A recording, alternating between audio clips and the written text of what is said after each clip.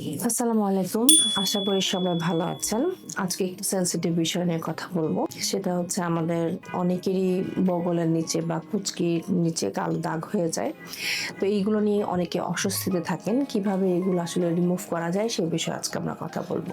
অনেকে দেখা যাচ্ছে হঠাৎ করে যদি মোটা হয়ে যায় বা বাল্কি হয়ে যায় বা প্রেগনেন্সির পরে আবার অনেকে থাইরয়েডের সমস্যা থাকলে বা ডায়াবেটিস থাকলে অনেকের শরীরটা কালচে ভাব চলে আসে এবং এই কালচে ভাবটা বেশিরভাগই দেখা যায় বগলের নিচে অথবা কুঁচকির নিচেই বেশি চলে আসে। তো এই যে দাগগুলো দেখতে খুবই দৃষ্টিকটু এবং এগুলো নিয়ে অনেকে অস্বস্তিতে থাকেন।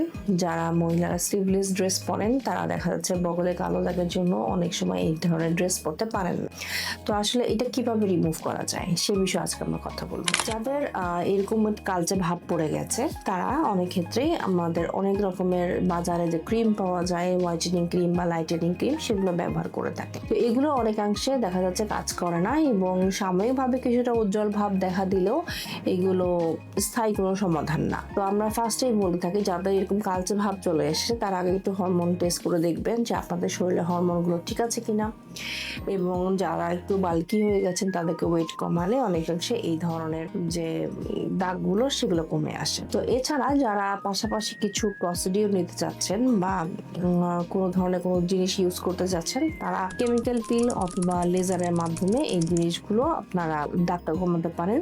এবং যাদের এই ধরনের কালো দাগ পড়ে গেছে তারা অনেকাংশে লেজার বা কেমিক্যাল পিল করতে পারেন এবং এগুলো আস্তে আস্তে ধীরে ধীরে যে সেশনগুলো আমরা দিয়ে থাকি সেগুলো যদি দেন তাহলে 3 মাস বা 6 মাস পরে এই দাগগুলো স্থায়ীভাবে রিমুভ হয়ে যায় এবং আপনাদের যে ডিসকালারেশনের প্রবলেমটা আছে সেগুলো কিন্তু অনেকাংশে কমে আসে। তো বুঝতে পেরেছেন আশা করি। ধন্যবাদ সবাই।